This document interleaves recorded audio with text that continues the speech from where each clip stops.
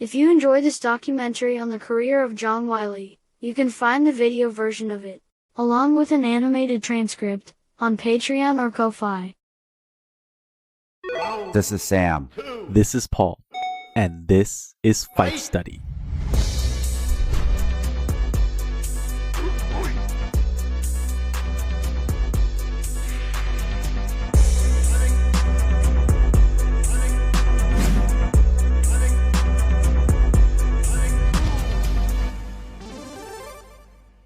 In 2009, China became the world's biggest goods exporter. Even before then, it was common to find many products with a tag labeled "Made in China." For many, this changed nothing in their day-to-day lives. For some, they saw it as a sign of erosion in their market, especially in the United States. It would start with jokes from late-night TV hosts who couldn't resist but make snide remarks on the cheapness of Chinese products. Then came those who spoke ignorantly about how Asian countries were, quote-unquote, stealing their jobs. For others, they have come to the bizarre conclusion that anything not made in America, material or other, was inferior and not worth their time. If you think that's wild, congratulations, you're not suffering from xenophobia. You might have other things you need to work on, but at least that's one less worry. For Zhang Weili, she suffered discrimination as a woman while representing her country, and for many, an entire race, in the most competitive women's weight class. Luckily for Zhang, she's a generational talent that has exceeded all expectations. Not only was she on a 21-fight win streak, but she won the UFC strawweight title in her 4th UFC fight. Many of us are familiar with Zhang in her UFC run, with no context of how much she's improved since her MMA debut. Her first 17 fights took place in Asia, mainly in the Kunlun Fight, KLF, promotion. While there, she racked up 16 victories. Outside of a sole decision, the rest of Zhang's wins have come by finishes. Her KLF opponent's skill levels weren't the best. However, that's still close to 20 wins without a loss. Early matches indicated that Zhang wasn't the most technical striker, but had the kind of aggression that overwhelms opponents. Against Mei Huang, Zhang missed quite a few punches, even at close range. However, her constant pressure caused Huang to wilt. After unloading with strikes against the ropes, Huang thought the ground would provide some breathing room. Unfortunately for Huang, Zhang quickly reversed her single leg attempt. Zhang took her back and got the rear naked choke. The next few matches went smoothly for Zhang, but she got matched up against Emi Fujino for her 8th fight. Granted, Fujino is 9 years older than Zhang, but she had 3 times the experience. It made the fight more difficult than anticipated. Initially, Zhang kept the pace high with plenty of kicks to the body, only for Fujino to grab and push her against the ropes. Fujino also timed many of Zhang's kicks and blasted her down the center with 1-2s. After getting hit several times, Zhang switched up her tactics and started aiming for Fujino's lead leg. The kicks eventually dropped Fujino, and Zhang was able to get in some ground and pound. Fujino held her own in exchanges and was able to land right-hand leads and counter jabs. Unfortunately, a cut on top of Fujino's head stopped the fight in the second round. It was a more challenging fight for Zhang than expected, but she grew from the experience. A few matches later, she fought Carla Benitez to end 2016. Coincidentally, this was also around the time that the promotion switched from the ring to the cage. Unlike her previous fight with Fujino, where she threw kicks without a strategy, Zhang opted for a more patient approach. Against Benitez, Zhang was relaxed and comfortable with starting slow and looking for the correct range before committing any attacks. The kicks were there, but now Zhang didn't throw them without making sure she either led or ended with punches. Her killer instinct remained intact. When she sensed that she did enough damage with her elbows, she ended the combination with hooks. In her final match for KLF, she submitted Bianca Saddlemeyer. Although she started the fight strong, she soon found herself in trouble. After pressuring Zhang against the fence, Saddlemeyer succeeded with a single leg takedown. Zhang hasn't dealt with many situations off her back, and although she has lots of submission victories to her credit, most of them come from when she's on top. This fight was no different. Despite mostly fighting in a ring, Zhang used the fence well to prop herself up and reverse positions. Through patience and a solid top game, Zhang went from side control to mounted crucifix until she took the back and secured an armbar. Zhang's 16-1 record in KLF got the attention of the UFC, and she signed with the promotion in 2018. In her debut fight, she was matched up against Danielle Taylor. A former King of the Cage strawweight champion, Taylor's 9-3 record wasn't as impressive as Zhang's, but this would be the first time Zhang would fight outside of Asia. The international travel and time zone difference can wreak havoc on fighters when they compete abroad.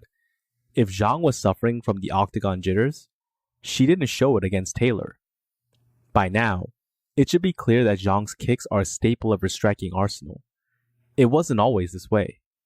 Despite training in Sanda, Chinese kickboxing, since she was 12, Zhang couldn't smoothly chain together attacks until after a dozen fights.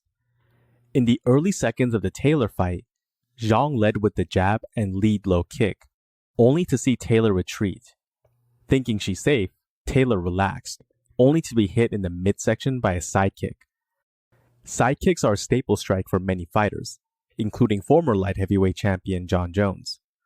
Jones favors throwing it towards the lead leg, but Zhang prefers to aim for the body. Sidekicks are great for attacking from the outside and/or closing the distance safely. When Taylor got frustrated and decided to charge in, she got clipped by hooks and straights. Zhang doesn't have the power of heavy hitters like Amanda Nunes or Chris Cyborg, but when the opponent provides momentum, Zhang's strikes get amplified. In her next fight, Zhang got matched up against Jessica Aguilar.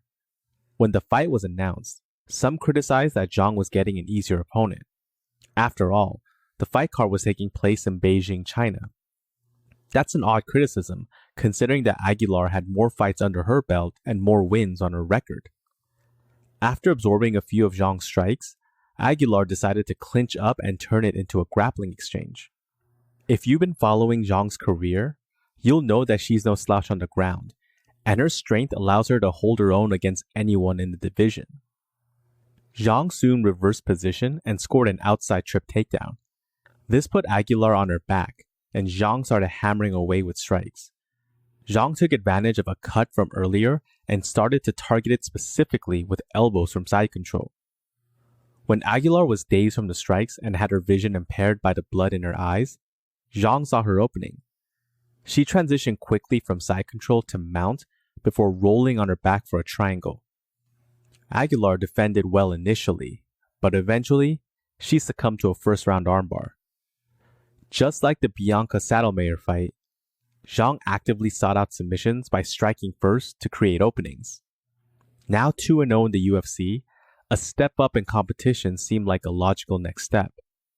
Zhang got her chance to prove her toughness by facing Tecia Torres, a fellow striker specializing in kicks and punching flurries. Fans were not disappointed. Every kick that Torres threw was countered with a punch and vice versa. Sometimes, they threw kicks at the same time. It was nice to see Zhang lead with the inside leg kick to keep Torres off balance. If the technique sounds familiar, it's because current men's featherweight champion Alexander Volkanovski uses this often. Even though the low kick thrown by the rear leg is much more powerful, the time it takes to set up and hit does allow your opponents to withdraw their lead leg and counter. The lead inside low kick comes much quicker and can knock the opponent off balance if most of their weight is on the front foot. It's also great for covering distance quickly and can negate most reach and speed advantages. When Torres stood still without any reactions, Zhang followed up with a jab or a left hook. What eventually made the difference was Zhang's ability to take Torres down and control her on the ground. Zhang is one of the most well-rounded in the women's strawweight division. In fights where the striking is close, like the Torres fight, it proved to be the difference maker. Those 3 victories in a row were enough for the UFC to grant her a title shot. When the UFC announced a matchup against then-champion Jessica Andrade, fans were less than thrilled with Zhang's chances. The whole card and title fight seemed like a marketing ploy for the UFC to get a stronghold in the Chinese market. Never mind that Zhang was undefeated in the UFC and on a 19-fight win streak. The haters ended up having to eat their words. Zhang made the most of her title fight and beat Jessica Andrade by TKO in 42 seconds. What an accomplishment, considering that strikes have never finished Andrade at strawweight. When the fight started, Zhang happily played the matador and had Andrade come toward her. A couple of inside low kicks and feints were enough to get Andrade to start chasing, setting up some jabs for Zhang. When Andrade managed to find her way into clinching range, Zhang opted to exchange instead of tying up. Utilizing the elbow instead of straight punches at close range was a wise choice, especially since they landed much quicker and with less telegraph. A momentarily stunned Andrade got caught with a clean right hook, which sent her stumbling face forward. From there, a barrage of elbows, knees from the clinch, and follow-up ground and pound finished Andrade, and Zhang became the first Asian UFC champion. It might be easy to dismiss Zhang's win as nothing more than luck and stating that Andrade simply got caught. This would be a terrible disservice to Andrade and all her past opponents, including Rose Namajunas. Zhang still had to go out there and try to outwork someone who outmuscled most bantamweights. Even Joanna Jędrzejczyk couldn't finish Andrade, and she had 25 minutes to try. Speaking of Jędrzejczyk, the UFC matched her up as a next challenger for Zhang. Unfortunately, COVID-19 was just around the corner. The pandemic affected both fighters, one more than the other. Zhang trains out of Beijing, China, and getting her visa to fight stateside has been an issue more than once. In late 2019, Zhang's visa got declined twice, keeping her from coming to the US. In a strange twist, former US Representative for Hawaii's 2nd Congressional District, Tulsi Gabbard, intervened and offered assistance through the State Department. Meanwhile, Jędrzejczyk was already training full-time in Florida as a member of American Top Team. But even as close as late February 2020, there were concerns that the travel restrictions from China and the US would prevent Zhang from entering the States. Fortunately, Zhang and her team moved their training over to Thailand, where she got a few rounds with the legendary kickboxer Sanchai, before being transferred to Abu Dhabi by the UFC. From there, Zhang continued training until a visa to travel to the US was secured. That is quite a journey, and it's something that can't be overlooked. Those are multiple fight camps and training schedules that had to be shuffled around. As mentioned earlier, this doesn't include the adjustment to different time zones. All that with no guarantee of a fight. Not many can claim to have dealt with that level of stress. Adding to all this was the racism that Zhang faced due to COVID-19.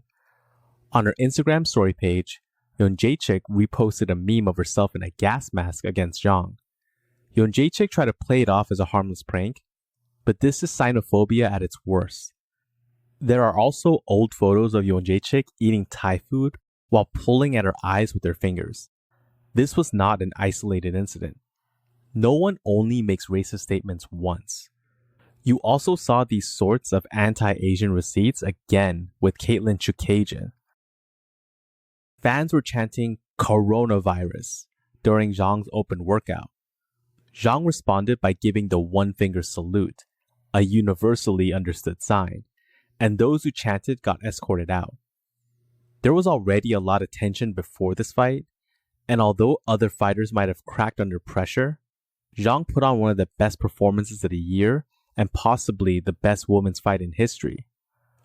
Early on, both fighters exchanged lead low kicks to gauge their distance. From there, each of them had success implementing parts of their game plan. Zhang loved hammering the lead inside low kick, and even though she was going up against a more decorated kickboxer in Jędrzejczyk, she threw them anyway. Jędrzejczyk was a taller fighter with a longer reach, but by using the inside lead low kick, Zhang covered the distance quickly multiple times and got herself in the best position to start throwing lead hooks and straights. In addition to getting closer to Jędrzejczyk, she forced stand switches from the former champion and buckled Jędrzejczyk when she had more weight on her front foot. Another thing Zhang seemed to have picked up from Jędrzejczyk's past fights with Valentina Shevchenko is that the best time to attack is during her blitzes.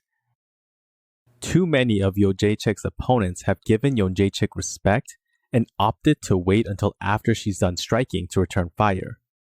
In this fight, Zhang hit back while Jędrzejczyk was jabbing or throwing an axe kick, and it forced Jędrzejczyk to react instead of continuing her attacks. Essentially, Zhang countered one of the best counterfighters in the weight class. When the fight entered punching range, it was the accurate combination work of Jędrzejczyk against the more powerful strikes of Zhang. You could see that as the fight went on, Zhang felt that she was a stronger fighter and was willing to absorb a few strikes to get close enough to land her right straights and hooks. Jędrzejczyk seemed caught off guard by the speed of Zhang. Fans recognize Zhang's strength, but not her speed. Jędrzejczyk is one of the better fighters when it comes to cage awareness, measuring spatial distance, and keeping her feet within the two black lines. When Zhang landed her strikes, Jędrzejczyk seemed confident that she was far enough away only to get clipped anyway. At the end of the second round, a pattern was starting to emerge. Jędrzejczyk was looking to start her offense with kicks, then counter with punches while moving laterally. Zhang would use her inside lead low kicks to cover distance and set up her right straight, with the occasional side kick and spinning kick if her initial low kick missed. In round 3, Jędrzejczyk spent large portions of her time in southpaw, hoping to land the left high kick and give herself more space in the open stance. Zhang had some trouble adjusting, and Jędrzejczyk took full advantage of this by landing multiple high kicks and hammering her left straight. It's also very possible the constant lead low kick of Zhang was taking its toll. What kept Zhang competitive in this round was the clinch and takedowns. Even though she wasn't held down for long, it did just enough to keep Jędrzejczyk from teeing off. Zhang was a bit more economical when it came to moving around the octagon, but she didn't throw with any less power. This was also the round in which Zhang got Jędrzejczyk's head swelled up with a perfectly timed right hand. It looked worse than it actually was, but it doesn't help that Zhang has 10 more minutes to target that forehead and make it balloon up even more. To the surprise of no one, that's what Zhang did, starting with the championship rounds by looking specifically at Jędrzejczyk's forehead. The southpaw stance of Jędrzejczyk was still giving Zhang problems, but Zhang was still able to time Jędrzejczyk's attacks and counter whenever they got in range. When Jędrzejczyk opted to stand still for just a moment, Zhang took advantage by coming in with left hooks and right straights. Even though it was clear that Zhang was the warier of the two, she made the most of it by taking fewer steps and focusing on her counters instead of pressuring Jędrzejczyk. The final round came down to who could remain more competitive in a close fight. One of Zhang's left hooks hit Jędrzejczyk right on the nose, doing some more cosmetic damage and reminding fans of her power. It was interesting to see Jędrzejczyk come forward and have Zhang play the counter-striker, essentially switching their roles from the first few rounds. Knowing that the fight was close, Zhang spent the last few minutes pressuring Jędrzejczyk and forcing her to throw punches, which mostly missed. The damage on Jędrzejczyk's face was enough to convince the judges that Zhang had done enough to win. With 2 impressive victories back-to-back, and close to a year off, Zhang put her title on the line against another former champion, Rose Namajunas. Heading into this fight, Namajunas made the matchup political when she was interviewed by the Lithuanian national radio and television.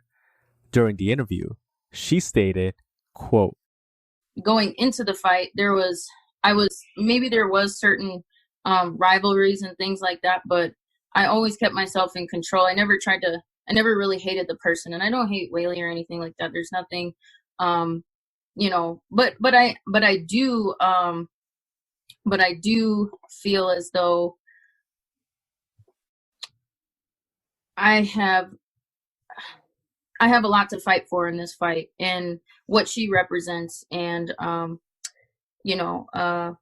was just kind of reminding myself of, all my background and everywhere that I come from and my family and everything like that. And we watched, and I kind of wanted to educate my training partner, Chico Camus, on the Lithuanian struggle and like just the history of it all. And so we watched the other Dream Team just to kind of get like a overall sentiment of what we fight for. And so just after watching that, it was just a huge reminder of like, yeah, it's better dead than red, you know. And I think I don't think it's any coincidence that Weili is red. You know, she's that's what she represents. It's nothing personal against her, but that's a huge motivating factor of why I fight, and I fight for freedom. And I've got the Christ consciousness. I've got Lithuanian blood, and I've got the American dream, and all of those things I'm taking with me into this fight.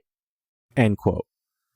Namajunas said this during the rise of Asian hate in America, without a hint of awareness of how her words would have far-reaching consequences.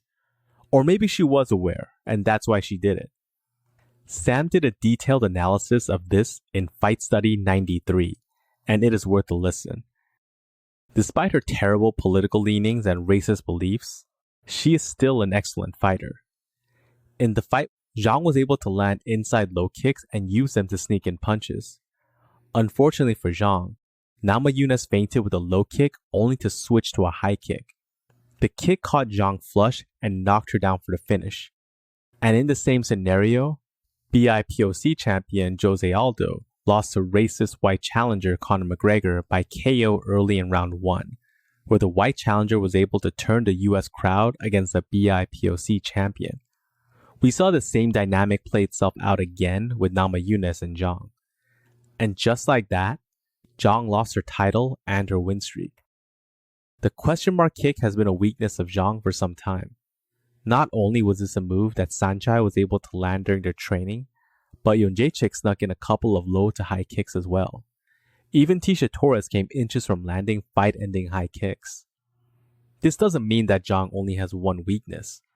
Zhang still lunges in head first from time to time, as she's done against Taylor and Torres, which got her in trouble against Jędrzejczyk. She still has fewer tools to work with at long range, but has so far managed to cover that weakness with a strong clinch and takedown game. Possibly the worst bad habit of Zhang is her tendency to close her eyes during close exchanges, something that she still struggles with today. But Zhang is far from a complete product. In an interview after the fight, Zhang spoke about her experiences with white supremacy at UFC 261, that it was unlike anything she had ever experienced. She knew from the pre-fight trash talk that some fans would turn against her, but she was not prepared for how much whiteness mattered to the audience. They made it clear who was white and let Zhang know that it was not her. She had never had anyone in a stadium jeer her before. She was listening for even a few in the audience to show they were behind her. Instead, she felt alone and universally hated. But she didn't know what she did wrong. And that's what racism feels like. You feel alone, singled out, and blamed. It makes you feel guilty for being you, for being born Chinese, and fighting in an emboldened, racist America. Zhang started off her MMA career with a loss, and she's only gotten better since. Her entire career has shown that she finds ways to improve and add more weapons to her arsenal even after victories. Zhang is a martial artist to the core, understanding that each matchup provides an opportunity to get better. Amanda Nunes was considered a contender at best before she got with the American top team and went on a 12-fight win streak. Right now, she's regarded as the best women's fighter in UFC history and the only active champion to defend 2 titles simultaneously. Valentina Shevchenko has close losses to Nunes, and it didn't seem like she would ever become a champion. With one weight class switch, she's now considered untouchable at flyweight, with no real challenger in sight. Even Rose Namajunas suffered multiple losses before becoming the only woman to win the strawweight title twice. Zhang is committed to improving herself. She even cut off her hair to remind herself of who she was when she first started Sanda as a child. This is her resolution, to go back to being a beginner, to neither allow criticism or praise to enter her heart. Just grow. The beginner's mind is a hallmark of martial arts, and regardless of what happens to Zhang as a professional fighter, she has already proved herself to be one of the few martial artists in MMA. If you enjoyed our documentary on Zhang Weili, please support us on Patreon or Ko-Fi, where you'll get access to the animated transcript and video version. Southpaw. Hitting with the left. Southpaw. Sam. Paul. Southpaw. Southpaw.